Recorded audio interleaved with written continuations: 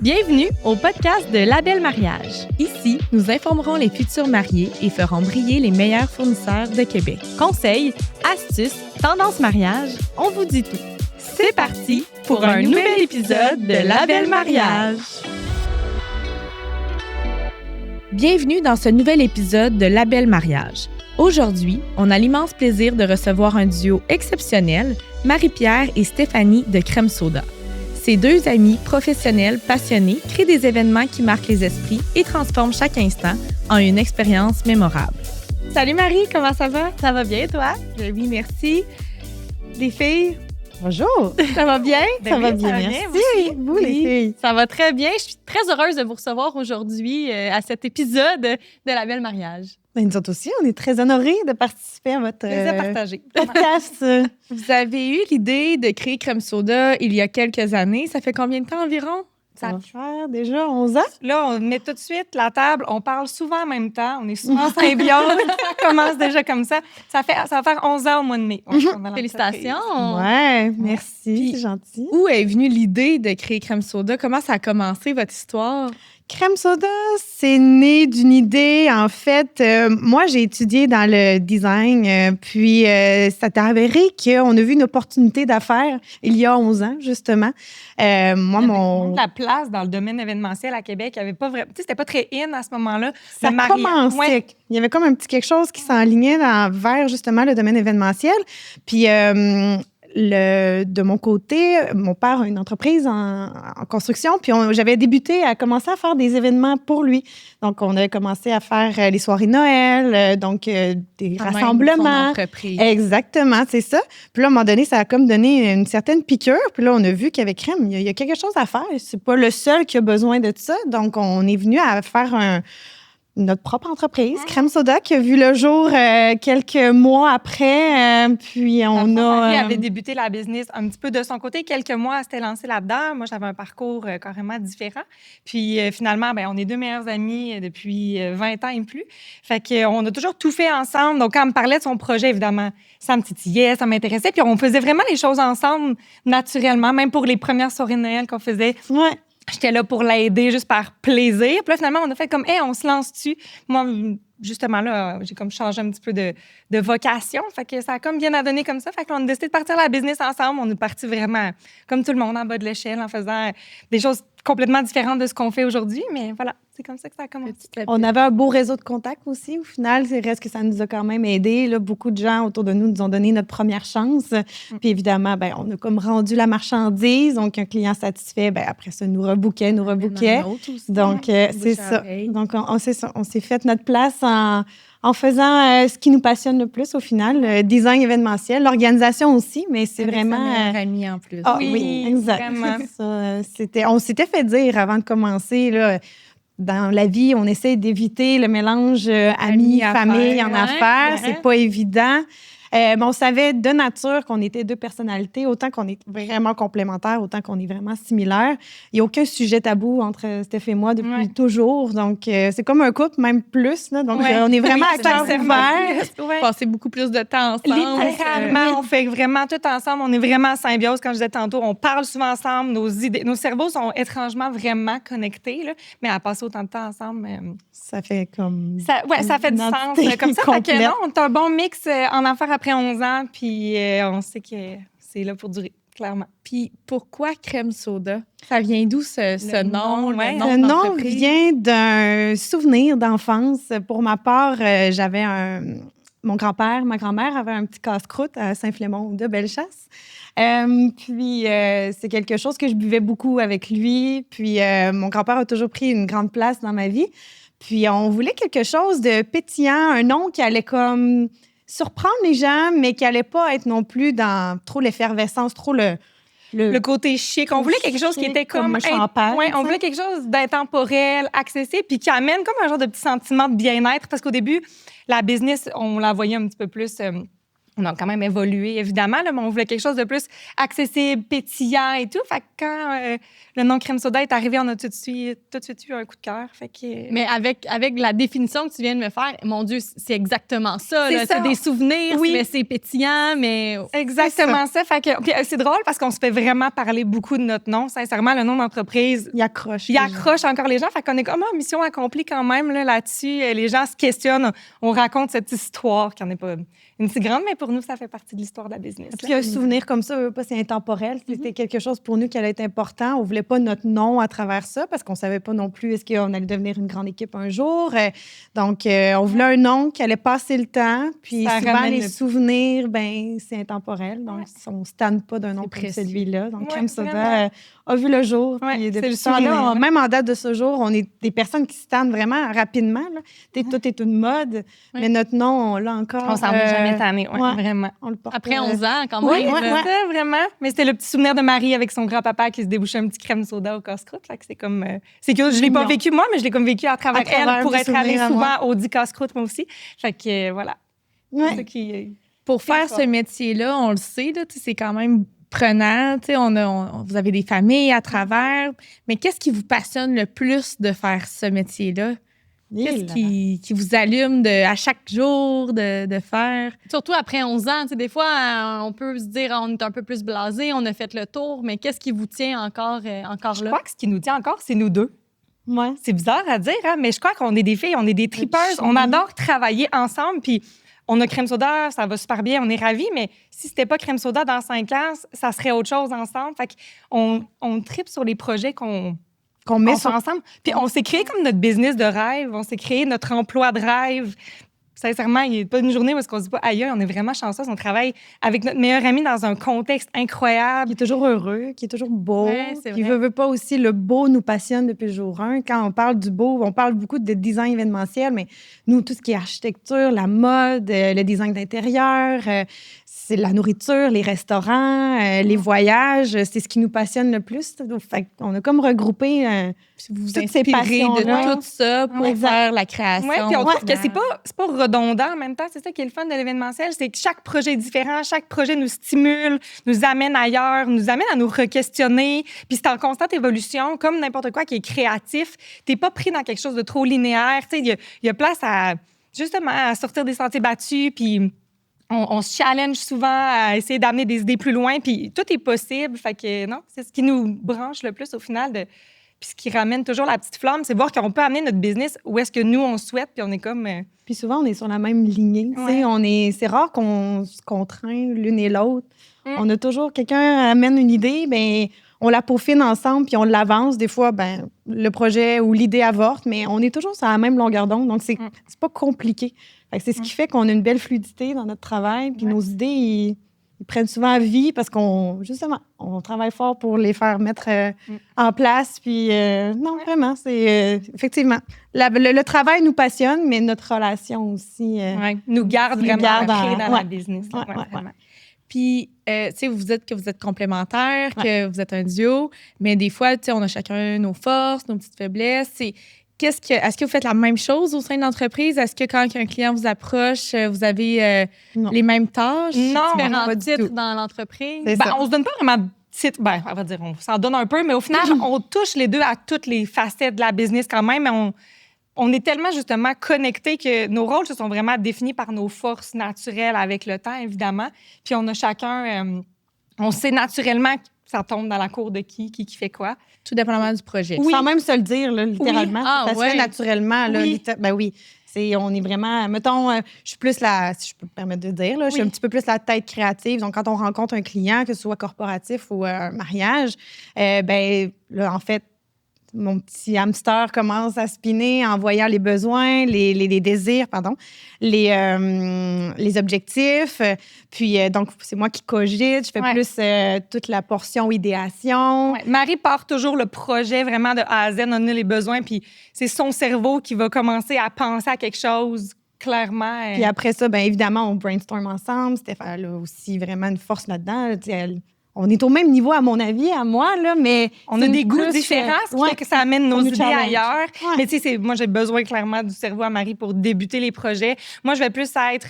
La réalisation de ses idées. La concrétisation des projets. Marie a des fois des idées complètement folles. Il faut qu'il arrive, puis il faut que ça se concrétise. Puis ça Comment on se rend, comment on là, fait, là? comment on y arrive au niveau du budget, des attentes du client. Mais je gère aussi, surtout dans le domaine du mariage, évidemment, là, c'est ce qui nous touche aujourd'hui. Tu sais, je gère beaucoup le client en soi. Tu sais, je deviens un peu la meilleure amie de la personne, là, la psychologue de la mariée. Son accompagnatrice, sa cheerleader numéro 1. Fait que de nature, je suis une fille vraiment comme proche des gens, facile d'accès, puis j'aime créer des liens avec des gens. Fait que ça, pour moi, c'est full important. Donc, moi, c'est comme ma portion un petit peu plus.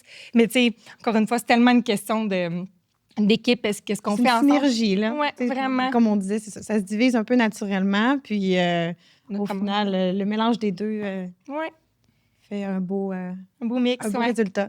Puis, c'est quoi l'approche crème soda? Tu sais, qu'est-ce qui vous distingue de d'autres? Comment qu'on pourrait vous qualifier? Je pense justement ce que Steph vient de nommer, c'est ce qui fait la différence. C'est qu'on est un petit cercle fermé, veut pas, on est deux meilleurs amis. Donc, des fois, c'est sûr que... Comment je peux dire ça? C'est... Comment dire? Ça, ben, pas un peu exclusif. C'est un petit peu l'approche qu'on... C'est pas intentionnel, mais tu sais, justement, on est deux meilleurs amis, on est vraiment proches, on est vraiment en symbiose. Nos clients, on les amène dans notre petite bulle. C'est comme le petit privilège qu'on leur donne, tu sais, aucunement dit de mère hautaine, mais tu sais, on veut que la personne, notre cliente, elle devienne notre troisième meilleure amie, puis on organise les projets comme si c'était la troisième du trio, littéralement.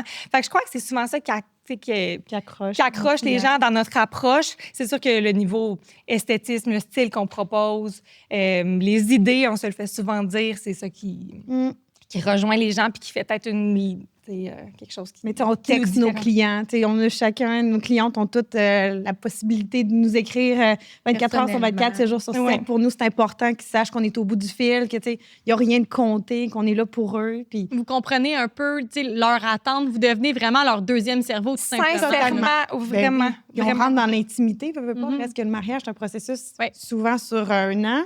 Donc, l'idée, c'est qu'on crée une belle synergie, les trois. Bien, on parle souvent de la mariée. Oui, évidemment, c'est elle. On ne peut pas exclure le marié, mais bon, généralement, c'est pas lui, le troisième membre du trio, mais il peut devenir quand même. Oui, il est absolument le bienvenu. Donc, c'est ça. Donc, l'idée, c'est de pouvoir tout le temps échanger, d'être au bout du fil quand ils ont des inquiétudes ou peu importe, là, au niveau des suivis. L'excitation du projet, on le vit réellement avec eux. Là, fait que... Puis c'est un peu comme ça qu'on...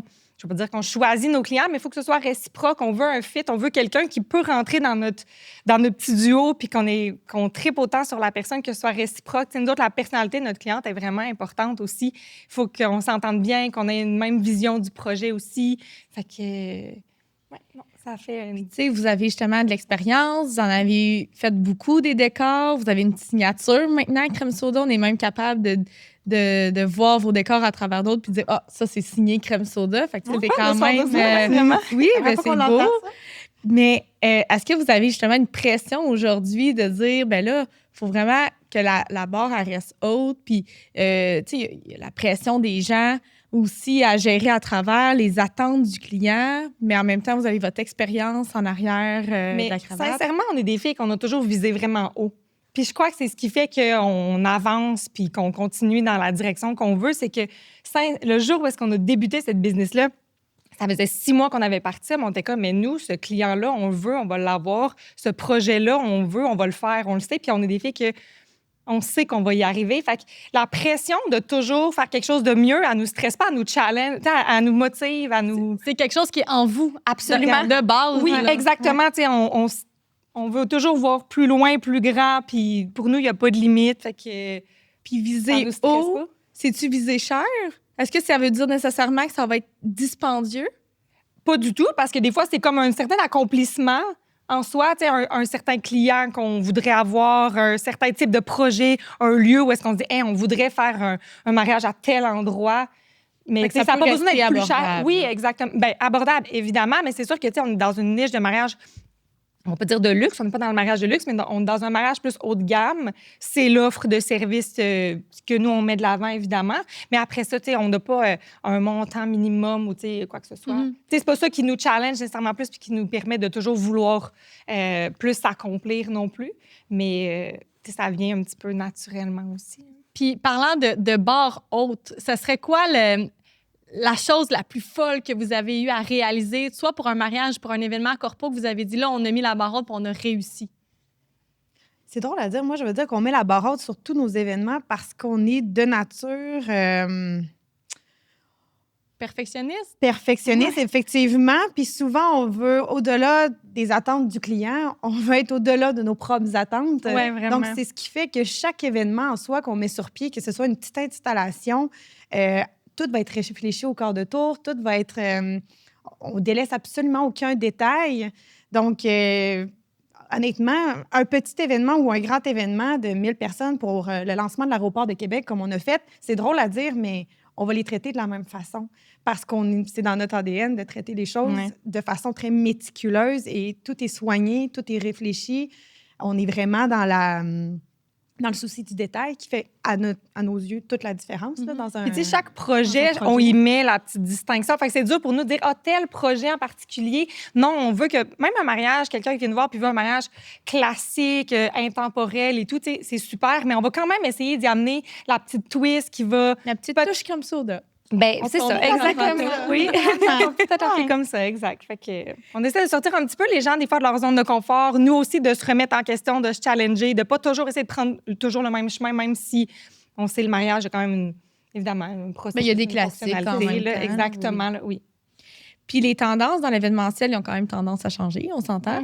Comment que vous les suivez, ces tendances-là? Comment vous amenez vos clients à suivre les nouvelles tendances en même temps, en gardant des fois justement les petits côtés intemporels, les classiques aussi? Bien, c'est sûr de voyager aide à s'inspirer de d'autres endroits, de d'autres cultures, de d'autres pays. Donc, pour nous, c'est sûr que le voyage aide. On est des filles qui est très allées dans des nouveaux restaurants, des nouvelles boutiques. Une boutique de meubles peut nous inspirer pour un événement corporatif ou bien même un mariage.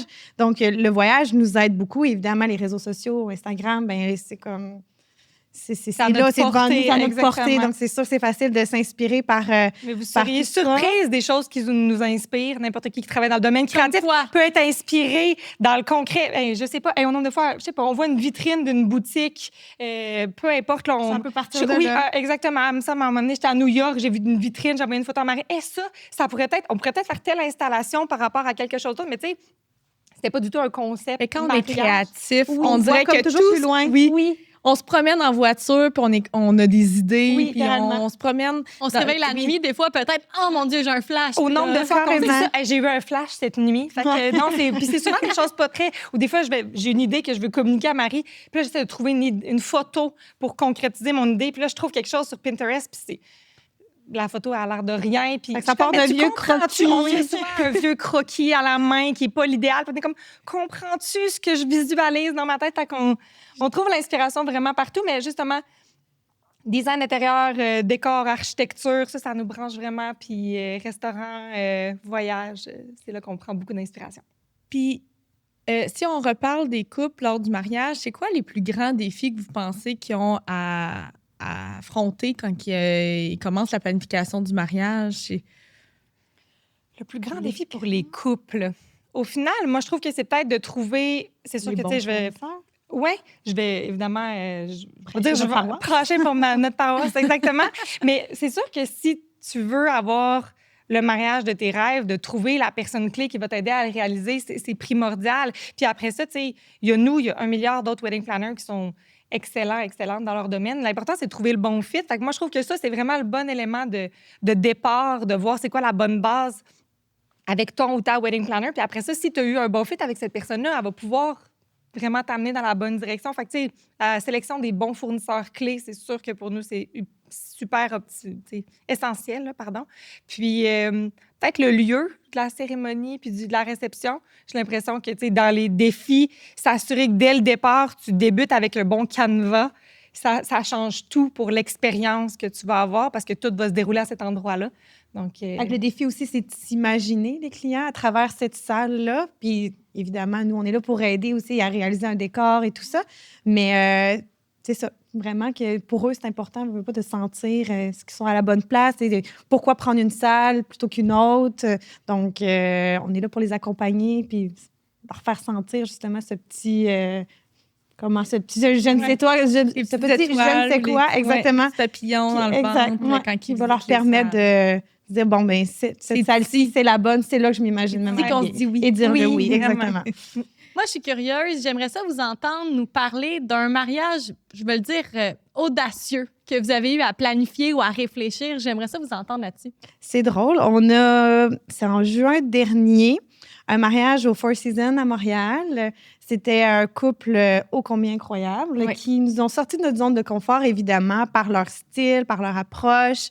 Donc, c'est plus au niveau du design que ça a été très audacieux. On était dans un côté plus sombre, plus moody, mais très classe, très vogue. C'est un mariage qui était vraiment dans les teintes de noir. Là. On s'entend, c'est l'antipode du mariage. Là. On n'est pas dans le ivoire, dans le blush, dans la fraîcheur et la légèreté.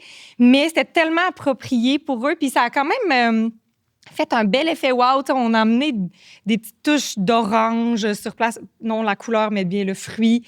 L'intégration des fruits est super à la mode présentement. On le voit, mais... À ce moment-là, des petits kumquats. Des kumquats, pour être très précis. Le client souhaitait le kumquat. Mais OK, à la demande du client. Oui, à la demande du client. Ça, c'était précis de sa part. Mais tu sais, la salle, à la base, c'est une salle qui est vraiment... C'est fenestré, c'est lumineux. On a tout drapé ça en noir de la tête aux pieds. Tu sais, il fallait quand même le visualiser parce qu'à première vue, ça aurait pu être un drôle de choix, là.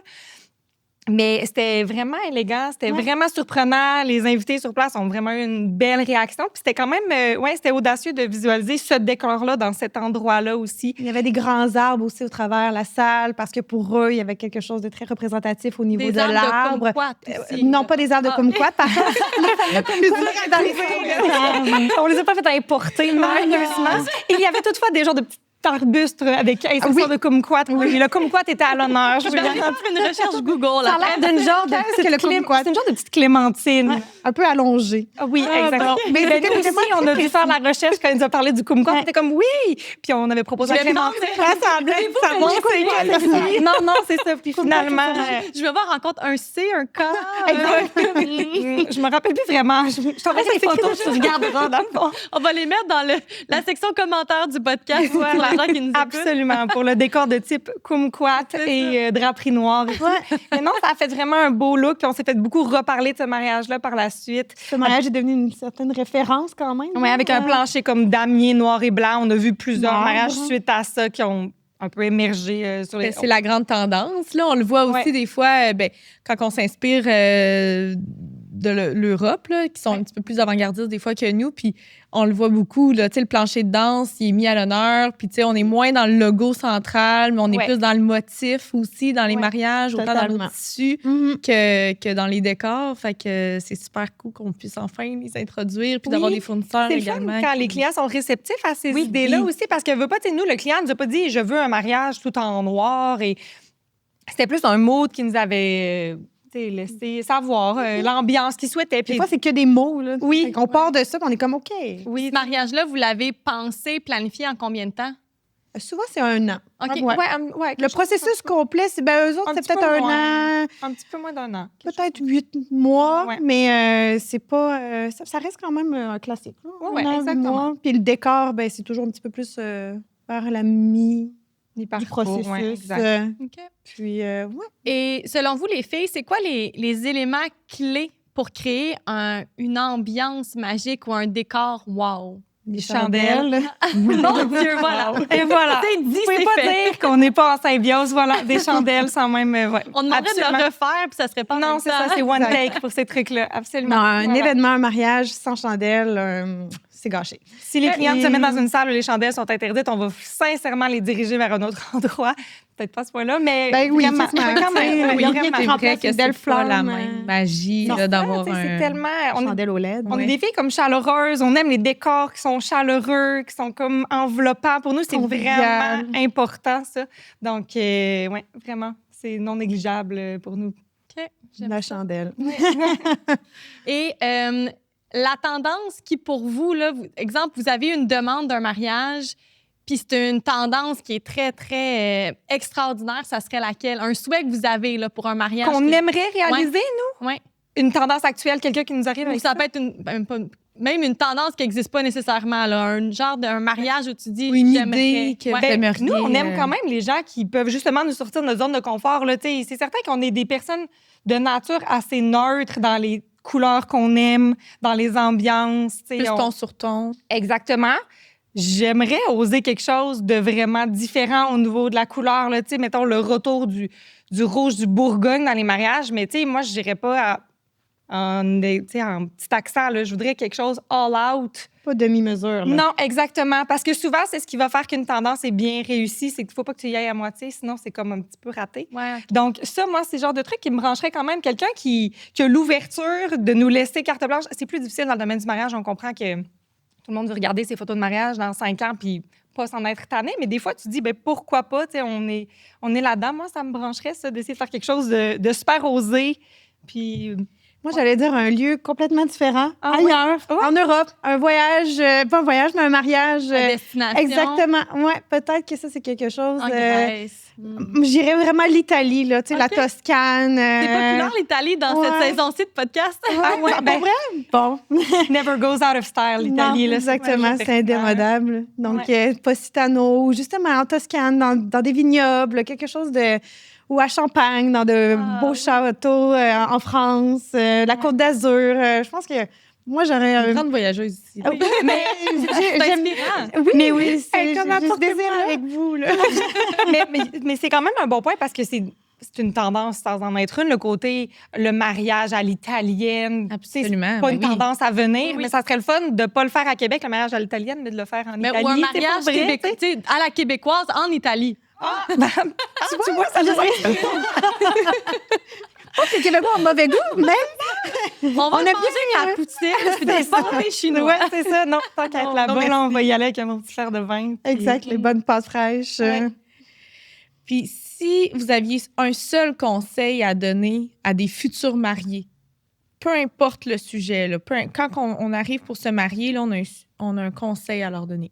Oui. Soyez sur la même longueur d'onde en couple. Ouais, peut-être. Hein? Tu sais, et de valider qu'ensemble, en couple, vous avez la même vision du projet.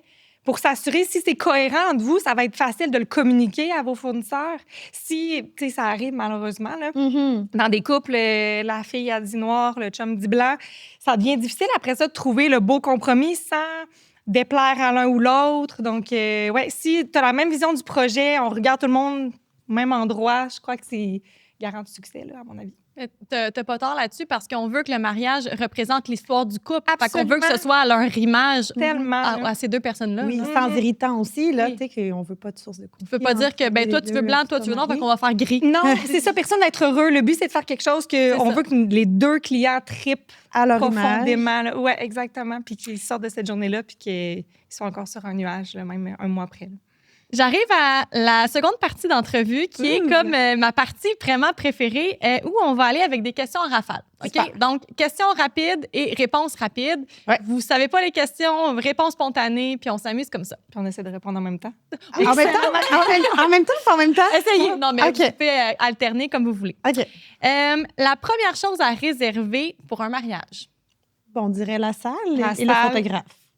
Ben, ton wedding planner. Ah, ben bien sûr. Voilà. Évidemment. Bon, on commence Nous, en premier lieu, ensuite, oui, exactement. Salle. puis un photographe. OK. Souvent, ben, à moins de ne pas avoir... oui, pardon. Réponse courte. C'est parfait, non. Non, mais c'est parfait, là. Réponse courte. Parfait. La suivante. Un lieu de mariage de rêve à Québec. À Québec.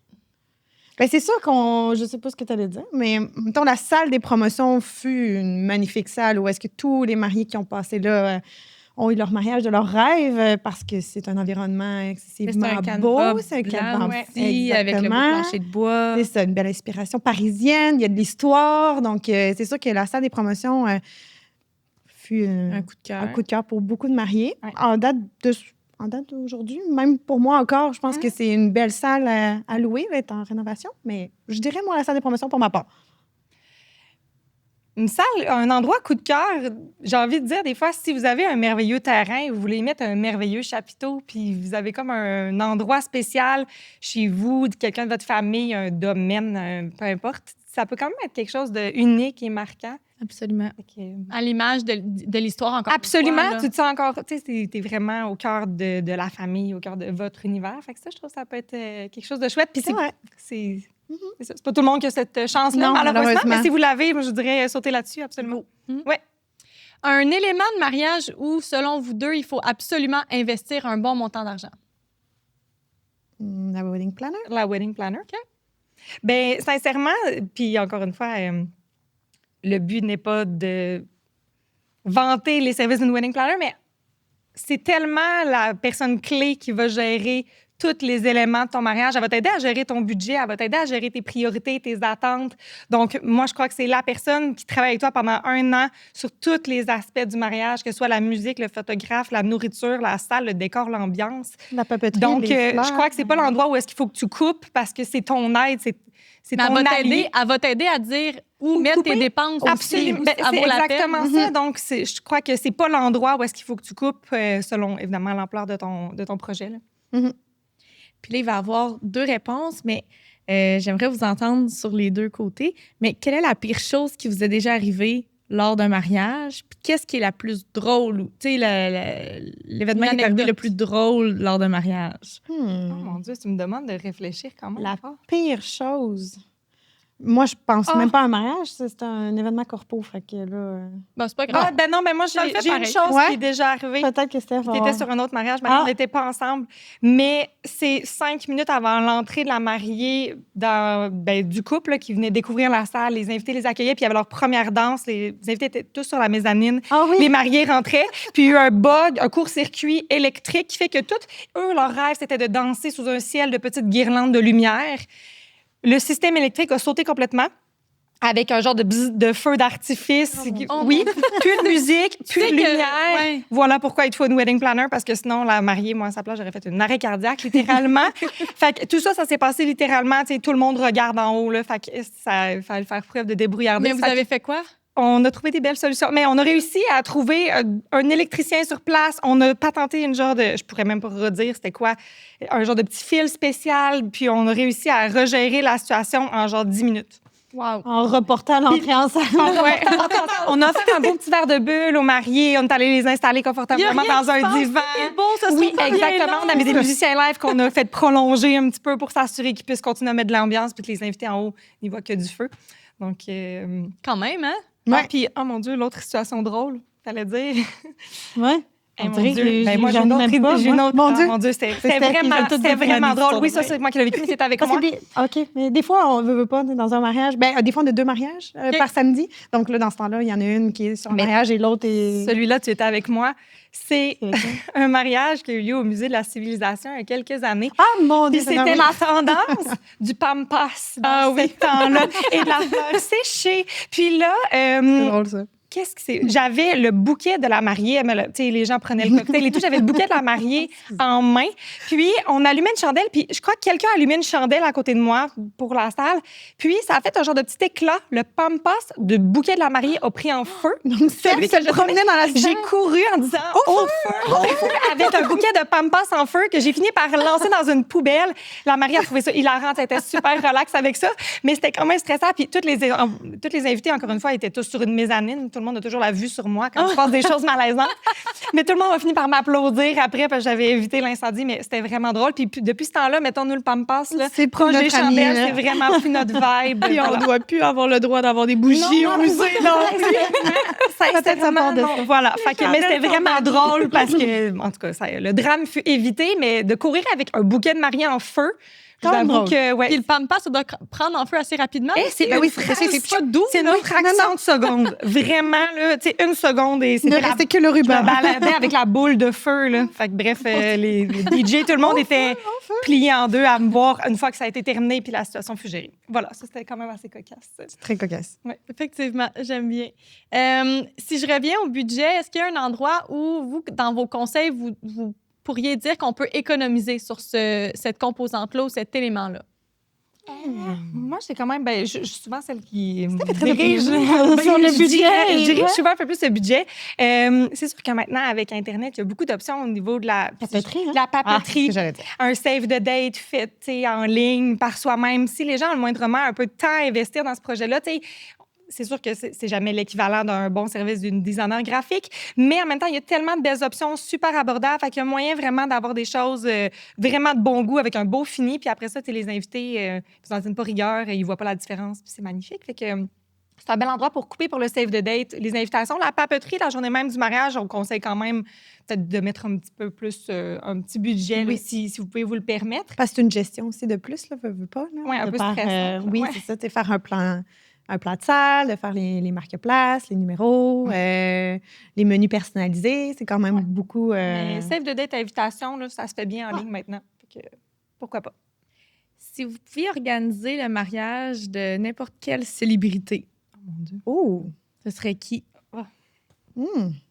Tu dois avoir une réponse? Ben oui. Taylor Swift. Taylor Swift. Ben, les yeux de la planète entière sont rivés sur elle. Moi, number one fan ici. Fait que je trouve qu'elle est vraiment impliquée socialement, politiquement, elle est incroyable. Elle a une méga visibilité.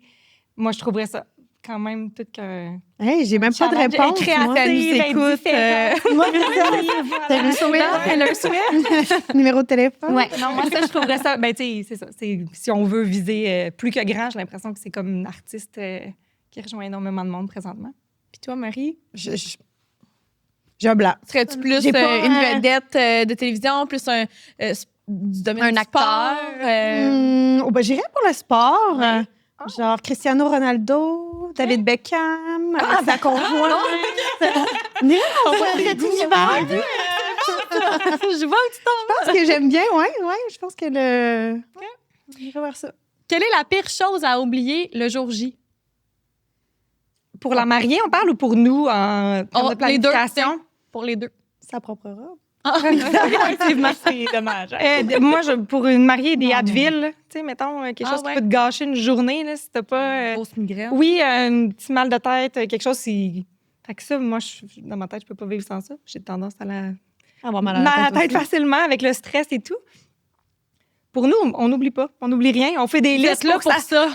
On s'assure d'avoir tout ça puis de repasser au peigne fin la liste des imprévus pour qu'ils soient rendus prévus maintenant. Fait que...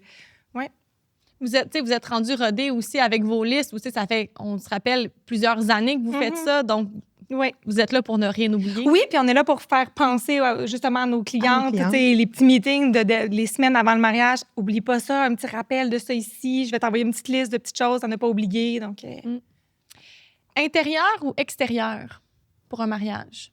intérieur. Intérieur. Ouais. Pourquoi? On est au Québec. Ah, voilà.